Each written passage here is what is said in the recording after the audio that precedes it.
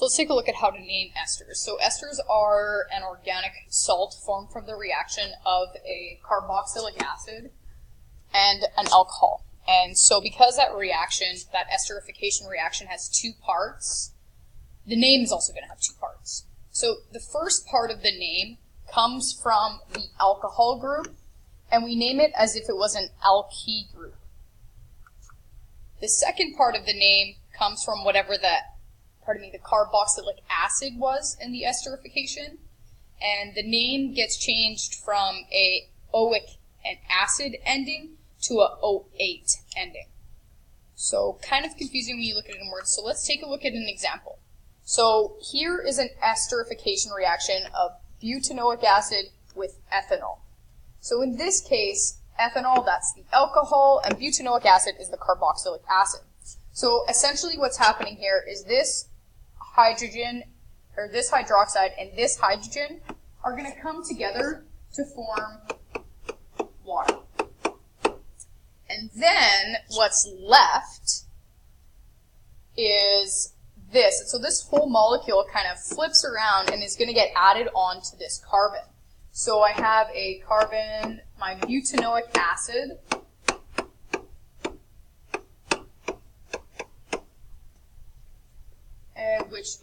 and so here is the ester group, and then this is connected to the ethane.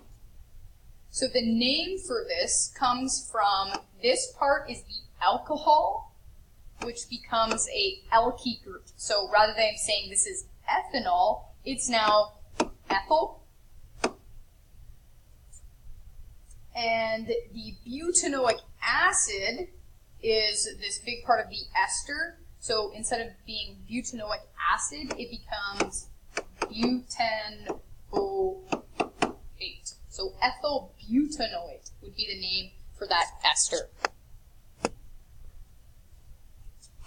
So here is, if you want to see a color-coded picture, I can erase all this. That's enough. So ethyl butanoate. And ethyl butanoate is actually the ester responsible for a banana odor. So let's look at a few more examples here together. So what I need to do is kind of break this into two parts. Which part comes from the alcohol and which part comes from the acid? So this part right here is from the acid, from the carboxylic acid, and this part right here came from the alcohol. So I need to name it as such. The name of the alcohol comes first, so we change it from the alcohol to an alkyl group. So this would be ethanol, which is now a ethyl. And this here is a 2-carbon, so it would have been ethanoic acid, which becomes a FNO8. So the name for that molecule, or that ester, would be ethyl ethanoate. And the way that you tell which is the carboxylic acid, which is the alcohol, is kind of whatever is attached to the oxygen and not double bonded to the other oxygen, that will be the alcohol group. Whatever has the double bond on it is going to be the carboxylic acid group. So here is another question. So this right here, if I look at it, I know that came from my carboxylic acid because it has the double bond on it. And this right here came from my alcohol. So to name this, again, this is a 2-carbon chain, so what would have been an ethanol in the reaction becomes a ethyl. And this is a 1, 2, 3, 4, 5-carbon chain, which becomes, which would have been pentanoic acid, will become a pentanoate. So the name for this ester is ethyl pentanoate. Then the next one is the opposite. So we looked at given the drawing, naming it. Now we're going to be given the names, and we need to draw it. So methyl 2-methylpropanoate.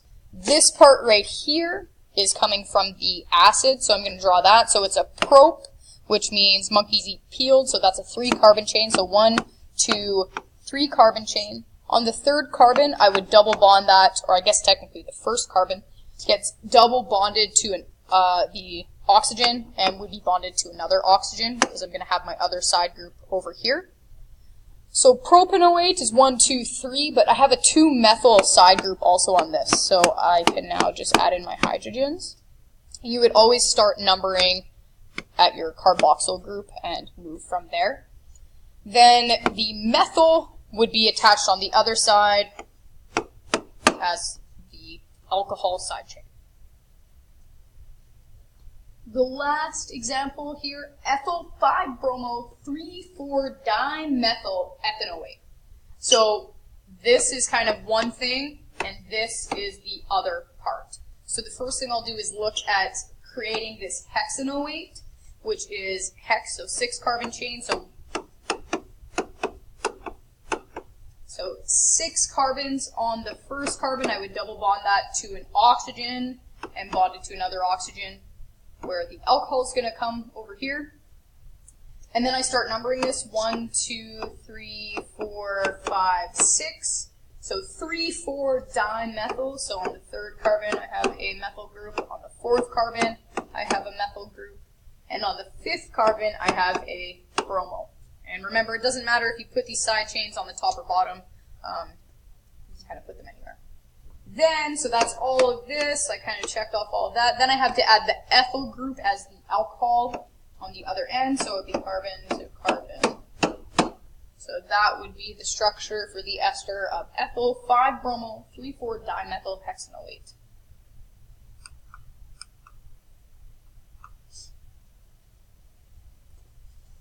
So just an extension here that esters, we looked, they were responsible for odors, therefore they're also kind of responsible for flavorings. The structure might be slightly different because a smell and an odor, something might smell nice, but it doesn't necessarily mean you can always eat it. So there's just a look at some of the esters that are responsible for different flavors, so pear, peach, raspberry, apple, etc. Now, the other part of this ester section is the reaction that creates the ester. And so if you know how an ester is made, you can figure out the name. Or if you know the name, you can figure out what reacted to give you that compound.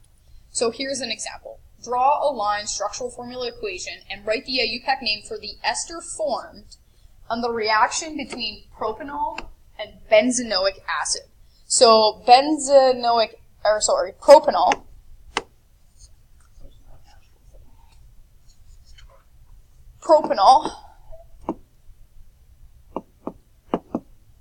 propanol is the 3-carbon chain that would be attached to a hydroxide group, and I'll add in my hydrogens, is reacting with benzenoic acid. So benzenoic acid, oops, that's kind of one thing.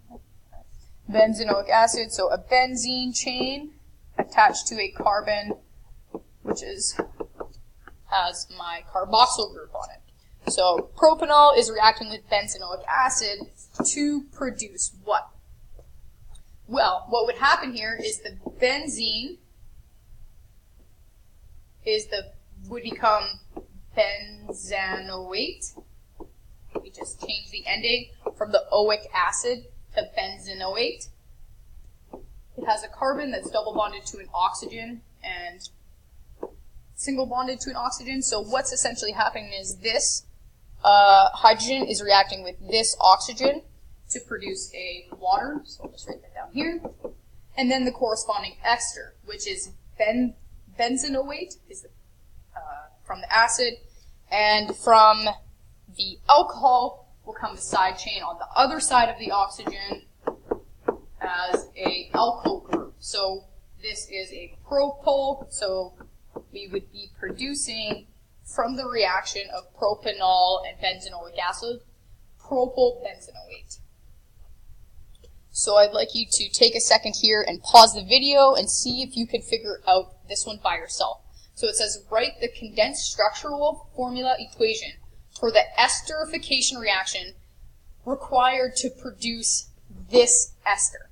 So what would be the reactants if this is what's being produced, as well as what would the name of that be. So take a second, see if you can figure that out on your own.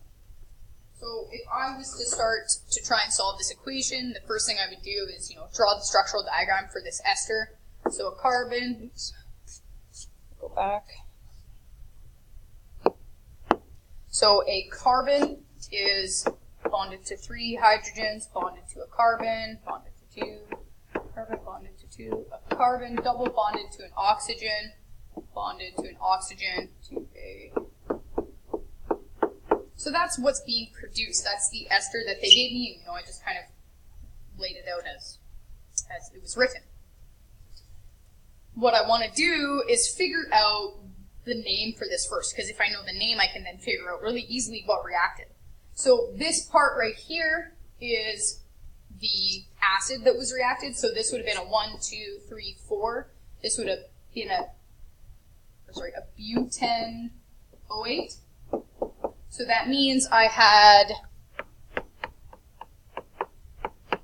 a butanoic acid reacting with whatever this is here for my side chain. So that side chain is a ethyl, which would have originally been a ethanol, because it would have been a alcohol. So wherever you write that hydroxide group, it doesn't matter. Oops. I don't need the one there because there's only one place. And so remember, what would be happening is I would also have a water being produced here in order to produce the ester. So every esterification reaction is technically a condensation reaction.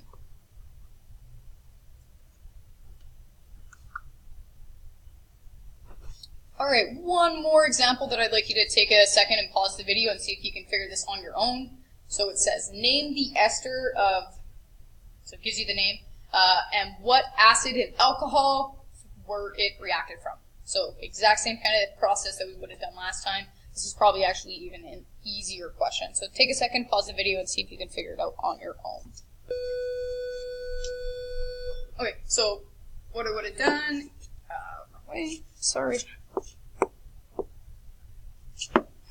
So what's being produced here? A carbon is bonded to 3 hydrogens, bonded to a carbon, which is double bonded to an oxygen, bonded to an oxygen, which is bonded to a whole bunch of carbons. So the first thing I would look for here is, what is this? So that is a monkey's eat, so that's an ethan-08 in the name for the ester, which means in the reaction it was produced from a ethanoic acid.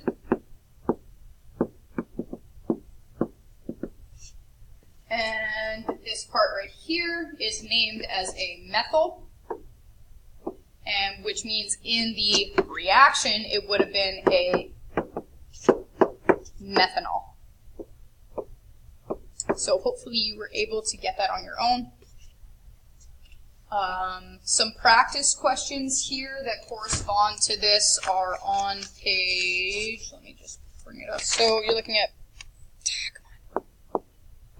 page 441, numbers 3 and 4.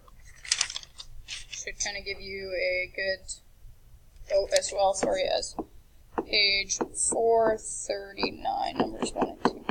Kind of give you a good review for those questions, some things you need to know. If you don't have it, you need to take a look at the 2 review worksheets that I posted on Google Classroom as well.